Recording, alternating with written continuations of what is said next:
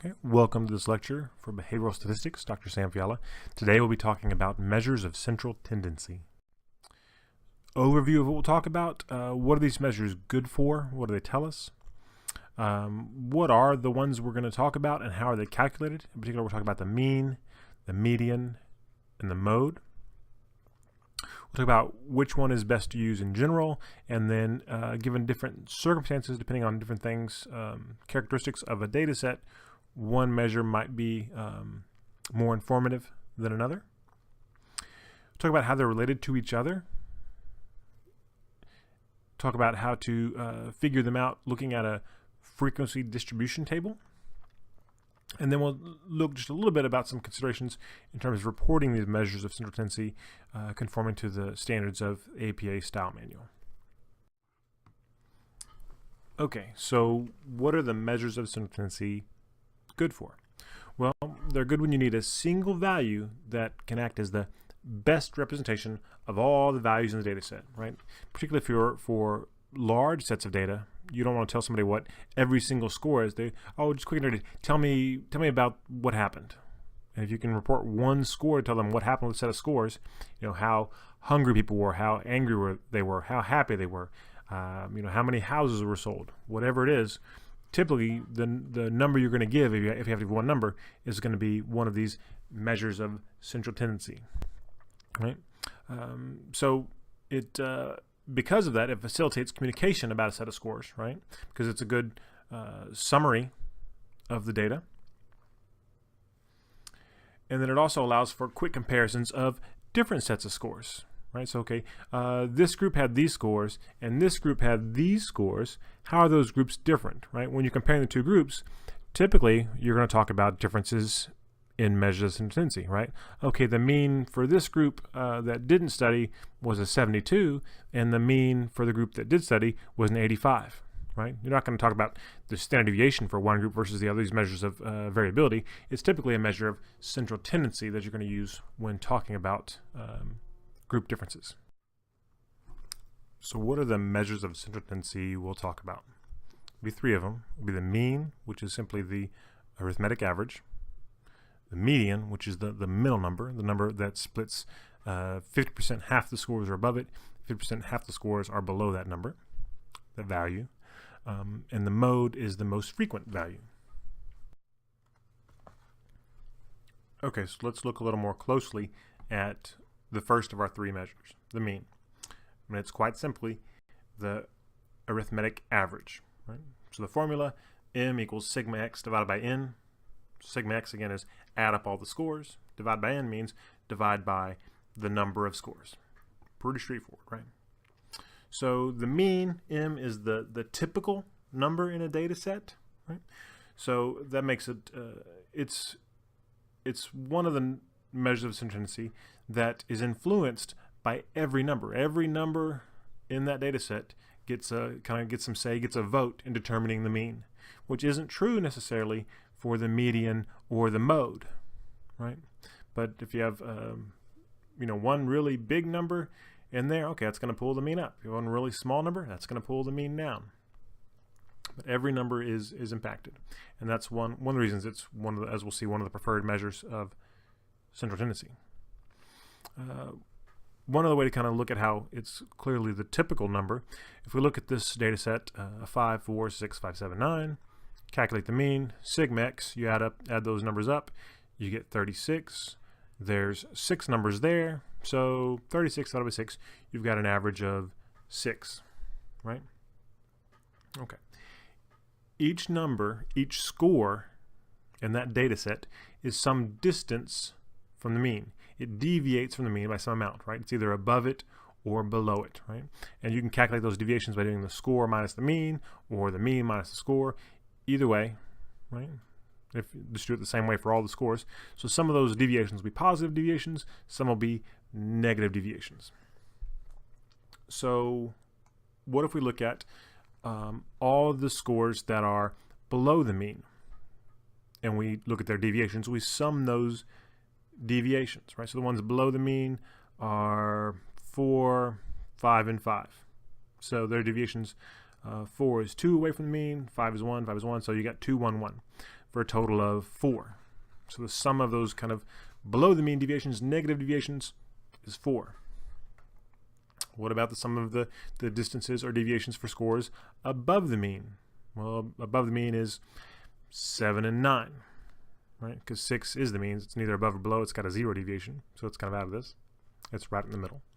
7 and 9. 7 is 1 above. 9 is 3 above, so that's 1 plus 3 is 4. 4 deviations above. So there's 4 deviations below, 4 deviations above. And that will always be true, and because that's what the mean is. It's that balancing point, not in terms of you got the same number of scores necessarily, because in this case we've got 2 scores above and 3 scores below. But the scores above, they're a little bit further away, so they have a little more weight, a little heavier. If we're thinking about kind of a teeter-totter, right, where that 6 is still the balancing point. So when we compare deviations above, deviations below, they'll always be exactly equal. We're looking at deviations above and below the mean. Okay, let's think for a second about the mean and how it's impacted by changes in scores, right, which is important in terms of, oh, okay, here's the mean. Well, if I'm off by 1, I have maybe a data entry error. Okay, well, can it change the mean a lot? Will it change the mean a little bit? What's going to happen to it?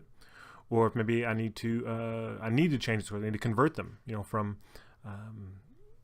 seconds to hours, or centimeters to feet, whatever it is. You may have to change all the scores. How does that change the measures of central tendency, in particular the mean? So first, let's see, well, what if you add a value? If one value in the data set changed, right? You had that data entry error, one thing was off. Well, sigma x is going to change, right? The total of all the scores. If you change the value of one of those scores, the sigma x is definitely going to change, but n is not going to change. You're not adding more scores or taking away scores, same number of scores. So if in sigma x is numerator, n is the denominator for the formula for mean, numerator changes, denominator remains constant, the outcome, the quotient, is definitely going to change. The mean will change some. How much it changes depends on how big a changing, right? So if you have a couple of scores and the average is 8, right? But one of the values in there, you put in a 7 and it should have been a 70. Okay, that's a pretty big difference. That's probably going to change sigma x a fair amount. But it also depends on how big n is, how many scores you're looking at, right? So you have a data set with 1,000 pieces of data, right? If one of those things is off by a fair amount, it's still not going to change the average that much, because one score doesn't, think about averages, each score in the data set is getting to vote for what the mean is, and one score, even if it's very different from the others, its vote doesn't mean that much if there's a whole lot of people voting.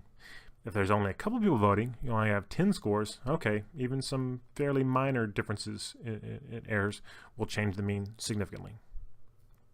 So what if you had to calculate that? If you said, okay, you're given a mean of 10, but then you realize, oh, nope, mean of 10 with 5 scores, and you say, oh, no, I mistyped one of those things. One of the values in there was a 12, and it should have been a 22. How do you calculate the new mean? Well, not too hard. You start off with, okay, well, what's the sigma x that I have right now? Well, if the mean was 10 for 5 scores, then sigma x is equal to the mean times the number of scores. So 10 times 5 is 50. Okay, so the total of all the scores was 50, but it was wrong. It was wrong by how much? Well, if I typed in something as a 12, it's supposed to be 22, it should be 10 higher than what it is, right? So 50 plus that 10 error gets me up to 60. Still have 5 scores. 60 divided by 5, my new mean is 12, right?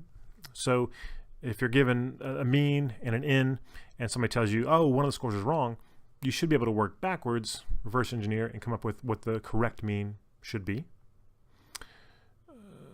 Same thing, if you add or remove a score to or from a distribution, things are going to change. Sigma x is going to change, unless, of course, you're adding or removing a 0. then that's not going to change the total values. But n is going to change, right? It's either going to get bigger or smaller. And so is the mean going to change? Well, typically, yeah. If you're changing something, you're changing n, you're dividing this total by a different number and possibly even having a different total, it might change. When would the mean not change? I've got 5 scores, and the average of those 5 scores is 7. Okay, n equals 5, mean equals 7, and let's say I add 1 score to that data set, right? So now I have 6 scores, but the mean's still 7. How could that happen? What score could I have added and not change the mean? Again, if you keep in mind the mean is this balancing point, I'm thinking, okay, I'm adding a score. If I'm adding it on the right, it's going to tip this way, mean's going to go that way. If I'm adding on the left, mean's going to tip that way and shift down. But if I put that score right on the middle, it's not going to tilt. It stays balanced, right? So if my average was 7, if I add a 7 is my 6th score, then the mean of the scores is still 7, right? So as long as you're adding something right in the middle, it's not going to change. If you're adding scores above, it's going to get bigger. If you're adding scores below, it's going to get smaller, right? What if you changed every score by the same amount, right? So either adding 2 to every score in your data set, subtracting 7, dividing them all by 3, multiplying them all by 4, doing the same mathematical process to every score in your data set, what happens to the mean, right? And this happens if you're having to convert from one set of measurements to another, like from inches to feet, right? We're going to divide every number by 12. Do I have to then, if I know the mean, I know I'm doing this conversion, do I have to convert every number and then recalculate the mean? No, I don't. Because what's going to happen is I'll just change the mean by that amount. If I multiplied every number by 2, well, now the mean is going to double. If every score shifted down, I can think about a number line shifting to the left, it was -2 for everybody, then the mean is going to be -2, right? You're just moving that balancing point however you're doing it. Multiplying, dividing, subtracting, adding. If you're doing this to every score, not some scores, but every score, then the same thing can be done to the mean.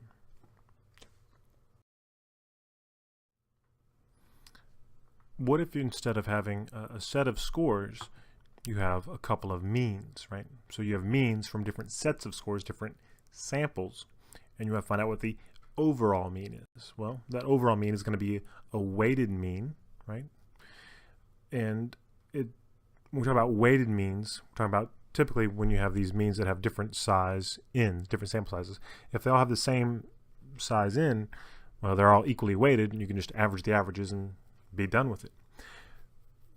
But if you've got, okay, this class, their average on the exam was an 80, they did pretty good. This class, their average was a 70, so overall people did a 75, right? Just averaging those two averages. That sounds all good and dandy until you find out, oh, well, that class at an 80 had 100 people, and the class at a 70 had 5 people. So overall, really, 75 isn't really representative of the total group of people, right? Because that group that had more scores, had a bigger N, should have more weight. It's kind of like it should get more votes. If each score is voting for what the mean is, if you have more scores in your set, you get more votes. Then the mean, overall mean, is going to be closer to the mean of your group, your sample, your data set. Okay.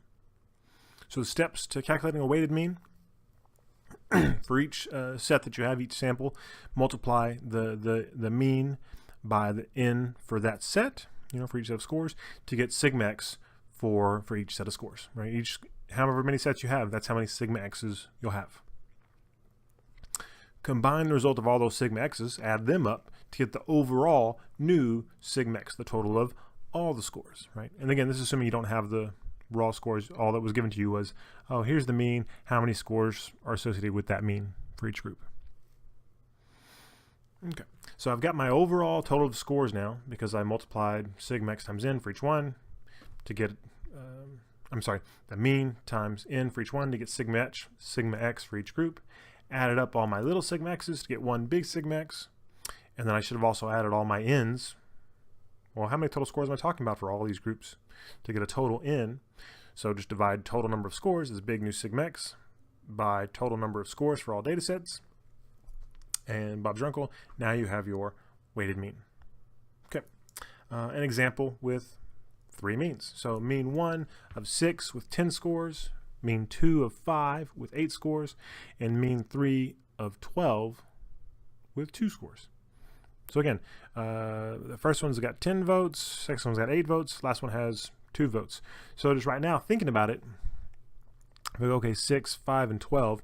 If I did straight average, that looks like that's going to be 6 plus 5 is 11, plus 12 is 23, divided by 2 is going to be a little more than 7. Okay, maybe. But then if I look, yeah, but that 12 is higher than the other averages, and it only has 2 votes. So probably, I'm going to guess right now that the weighted average is going to be a bit lower than, 7.3, whatever we're thinking it might be if you just did a straight average. So how do we figure it out? Again, you get your sigma x by taking each mean times its n. So 6 times 10 plus 5 times 8 plus 12 times 2. So 60 plus 40 plus 24. And then also your total n separately, there were 10 scores plus 8 scores plus 2 scores, is 20. So my new sigma x is 60 plus 40 plus 24 is 124. My new n is 20. So the mean is just that 124 divided by 20. And yep, I get 6.2. So yeah, it's not as high as that 7 point something it would have been if we did straight average. Because that 12, yeah, that 12 is pulling the mean, higher than, the other 2 means, It's higher than just 6.0, it's higher than 5.0, but it's not going to pull it that much because there's only 2 of them. They didn't get that many votes. Okay. Moving on to the median. So the median is the midpoint, right? It's just the point where 50% of the scores are above and 50% of the scores are below. If the data are not continuous, which frequency data are not continuous data, right? I've got 1 of these, 2 of these, 4 of these. If you can't have 1.5 of these, right? You can't have 1.5 children. Well, that's frequency data. It's not continuous. There aren't infinite number of points between every point. If that's the case, then it's super simple. Particularly if you have an odd number of scores. Well, if there's an odd number, there is one score that is going to be dead center in the middle. If you line them up from least to greatest, greatest to least, either way, you're going to get one score right in the middle, and that score is your median. If you have an even number, it's still fairly easy. But now, if you have an even number of scores, you won't have one score dead in the middle. You have 2 scores that are dead in the middle. And if they're both the same thing, cool, we're done. It's that. If they're different, well, then it's the average of those 2 middle numbers. Now, if the data are continuous, right, things like we're measuring amount of time, and we're measuring it out to milliseconds, we're going to have all these different fractions of a second, then technically we should use interpolation to figure out, okay, what score is at the 50th percentile, right? And when you do that, the median might not be a score in your data set. Right? There may be some score that divides the scores in half, but nobody got exactly that score. But above it are half of the high ones, and below it are the other half of the low ones. Okay. SPSS doesn't, even if you have continuous data, SPSS doesn't care. It just does it kind of the way we do it for not continuous data. The middle number is what it will report when you look at the median in an SPSS report. And I don't make you do it either. Most journals don't do that. Again, the median is not reported too frequently, particularly for continuous data. It's more often the mean. But for our purposes, generally doing it the other way, we're just giving the middle number is what I'll be looking for, unless you're specifically told, hey, if it's continuous, what is it? Okay, well then you've got to use the interpolation. Okay, the mode. Pretty simple. The most frequently occurring score. If there's a tie, and there's between two numbers that occurred equally often, but the most compared to all the other ones, it's bimodal. 2 modes, right? If it's more than 2, we don't get fancy with trimodal, quadrimodal. We just say multimodal, right? There's multiple modes. For continuous data, again, if you've got, okay, some people finished in 3.4 seconds, some people 3.5, some people 3.51, some 3.512, right? If you're measuring very precisely, you probably won't get a whole lot of scores that are exactly the same. And so the mode isn't as helpful if you look at it that way, but it can often be reported still as long as you're using class intervals, kind of like in a group frequency distribution table. So if we're looking at, let's say, weights, okay, people that weighed between 100 and 101.5 kilos, there were this many. Those between 101.6 and whatever the next category is, there were this many, right? So you start making these groups, and you can talk about the modal category, the modal interval. You'll see that sometimes, but it's less helpful if you look at each individual score, because you might not have very many that are exactly the same. So you may then group them and talk about the most frequently occurring group. Okay, which measure to use? Typical order of preference is the mean. If it is appropriate and isn't biased somehow, that's the one you want. It tells you the most, because again, it's influenced by every single score and how big and small every score is. Then the median. Okay, that's kind of your second best choice, because it's influenced at least by every score is going to determine the position of it, but how high and how low the scores are in that set won't influence the median very much, right? Not like the mean. And then your last choice, if those don't work out, you're left with a mode, and that really is only influenced if you have a unimodal distribution by one score or one kind of set of scores, and kind of ignores the others, and that may be misleading. So if the mean is what you want, why would you drop down to the next choice and use the median instead? Well, could be if you have some extreme scores, which refer to as outliers. And what makes an outlier? It depends on what we're looking at. In general, we're talking about something that's at least 1.5 to maybe 2 standard deviations away from the mean. So it's a score that isn't like the others. It kind of sticks out. Wow, that's really way bigger than most of the others, or way smaller than most of the others. It can distort the mean, right? It's where everybody's voting, but somehow your vote counts way more. It's going to pull the mean in its direction. Think about a skewed distribution. Skew is caused by outliers, and that skew pulls the mean in its direction. So reporting the average income of Americans, if we're including a couple of billionaires in our data set, it can make Americans look maybe much wealthier than they are on average. So the mean wouldn't be the best score report if you want to know, hey, what's it like for people right now, for most people? The median may be a more representative number of the data set. If you have open-ended categories, so we have age, how old are you, and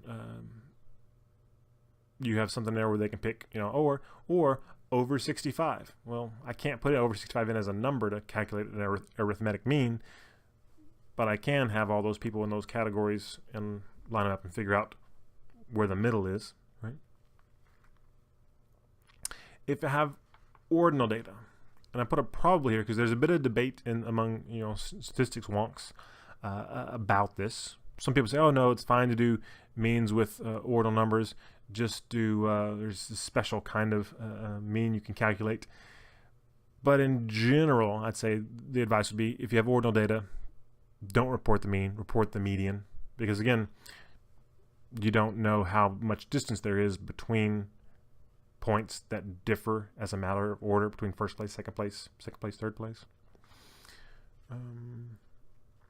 And then some frequency data, which you can calculate a mean for. It just may not make sense when you're reporting it, right? If you're talking about the average number of children per family, and you say, 2.4 children. Well, okay, that may help some people look at it, but nobody in the data set, nobody in the study, nobody in your sample has 2.4 children, right? Because you can't have 4/10 of a child.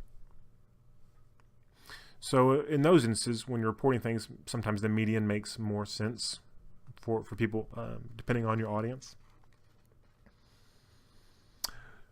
So those are instances where, okay, maybe instead of the mean, we're going to drop down to median. Well, that's our second choice. When do we drop down to our third choice, the mode? Not very often. Really, it's primarily if we have nominal data. Because with the nominal data, you don't have order. If you don't have order, you can't have anything in the middle. Right? If you don't have anything in the middle, all you can talk about is the thing that occurred most often. So that's when you're going to have the mode. But in general, this isn't. This is kind of a bit of a false choice. Nobody's going to have a gun to your head saying, "All right, what measure of symptomaticity are you going to use? You can only pick one." That doesn't typically happen. Typically, you can report more than one, and it's best to report more than one, particularly if they're different. Right? If mean, median, mode are all the same number, you can probably just say, "Oh, this is a normally distributed set of scores. The mean was this," and I know, okay, well that means the mode was that or pretty close. The median was pretty close. Now, if those numbers are different, now I want to tell people what all three are, and they can kind of get an idea from what those scores are, what's going on with the larger data set. What about the relationship among the measures? As I just kind of alluded to, in a normal distribution, they can all be the same number, right? And also some other non-normal distributions that are symmetrical and unimodal. The mean, median, and mode will be the same number. As we've talked about before, skew pulls the mean away from the median, right? So positive skew is going to pull the mean to the right or up, positive. Negative mean is going to pull it down to the left, negative. So, as an example, if we've got a mean, a distribution of scores with a mean of 8, a median of 8.0. Now, you add 2 scores to the data set. Not changing, but adding 2 scores. One is just below the median and mean at 7.9. And the other is a large outlier, it's 36. What's going to happen to the mean? The new mean, now you've added these 2 scores, will it be above 8.0 or below 8.0? Right? And you can't tell me exactly what the mean will be because I haven't told you how many scores there are, but you should be able to look at this and tell me if the mean is going to be above or below 8.0. Right? So which is it? Okay, well, I added scores above and below it, right? If I only add scores above, it's clearly going to go up. If I only add scores below, it's clearly going to go down. Okay, I added 1 above it, I added 1 below it. Now the one below it is just barely below it. So that's going to tilt that that seesaw just a little bit lower. But the one out above it is way out there. It's going to tilt it much more, right? So I just added this perfectly balanced seesaw, and I put a kindergartner on one side, and I put me on the other. Well, that's coming my way, right? It's coming the way of that 36 score. So the mean's going to be above 8.0 now. What about the median? What's going to happen to the middle number? Well, I added 1 score above, 1 score below. Doesn't matter if it's kindergarten or me. It doesn't matter how big or small they are, because median is just number of scores. And if I added an equal number of scores to both sides, the median doesn't change. Okay, what about using a frequency distribution table to figure out measures of central tendency? So we've got a simple frequency distribution table here, scores 1 to 5 with the frequency there. So I've got 1 score that was a 5, 1 4, 3 3s, 1 2, and 4 1s. For this set of scores, how do I determine the measures of central tendency? Well, think about mean. Mean is going to be sigma x divided by n. Okay, so what's my n? What's my total number of scores? Well, just add up the frequencies, right? So I got 1, 1, 3, 1, and 4. I've got 10 scores in this table, right? And sometimes people think, oh, I've got 5 scores. I've got some 1s, some 2s, 3s, 4s. I've got 5 different values, but I've got multiple scores of some values, right? So I really want to know how many scores do I have? I've got 10 total scores. So I've got n. What about sigma x? And what some people will do is they'll just say, okay, well, 5 plus 4 plus 3 plus 2 plus 1. I'm adding up all my x's. Yeah, but there's more than that, right? There's not just, there's 1 5, yeah, there's 1 4, but there's not 1 3. There's 3 of those, right? So you have to multiply each value, each score, times, each value of x times its frequency. And then you can sum it, then you can add them up, right? So 1 5, 1 4, 3 3s, 1 2, and 4 1s. So multiply all those independently and then add those up. So my sigma x is 24. Okay, I've got sigma x, I've got n, so now I can calculate a mean. It's just 24 divided by 10 is 2.4. For the median, I've got 10 scores here. Well, if I got 10 scores, then I know that the middle 2 scores will be the 5th score and the 6th score, right? So I don't have an odd number. I've got any number. It's going to be 2 of them in the middle, the 5th and the 6th. The 5th score looks like it's going to be a 2, right? Because if I start at the bottom, there's going to be 4 1s. Then the very next score is the 5th one, will be a 2. And then there's no more 2, so then the next score up is the 6th one. That'll be up in the 3 category. So the 5th score is a 2, 6th score is a 3. The median is 2.5. Don't need to do interpolation because this is frequency data. And what about the mode? Well, that's just the one with the highest frequency. In this case, it's a 3. All right, just a few things about APA style reporting these things. For the mean, use an italicized capital M, or you can use the words, average or mean. I've seen both of those used interchangeably. For median, occasionally you'll see this MDN italicized. More frequently, you'll see median. And when you write the word out, it doesn't need to be italicized. It's only those abbreviations that are italicized. For mode, no fancy abbreviations, just the word mode. Here's an example of using a mean in a sentence. Viewers of Doctor Who were determined to have higher IQs on average, M equals 125.6, than individuals who watch Jersey Shore. So in this case, you're using the word and the symbol, right? But if I'm going to do that, I'm going to put the symbol with a number inside parentheses. Another one, although the average amount of time spent on task was M equals 22.2 seconds, the median time was 16.4 seconds, and the modal time interval was 15 to 19 seconds. So in this one, I don't have the word average or mean next to the M, so I don't have to put it in parentheses. Again, this is kind of one of those weird things you kind of get used to. I'm using the abbreviation for seconds, as is appropriate in APA style. I'm writing out the word median.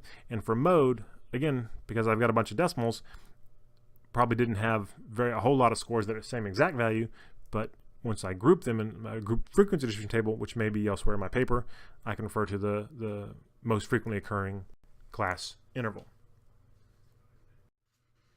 Okay, take-home message. What should you remember from all this? Everything. But primarily that the mean is the preferred measure, but it's not perfect, right? You can't always use it. There are some exceptions. But when you can use it, that's the best one. Best report multiple measures, particularly if they're different from each other. And outliers impact the mean more than the other measures of central tendency. Those would be my main take-home messages about central tendency. That's all for now. Take care.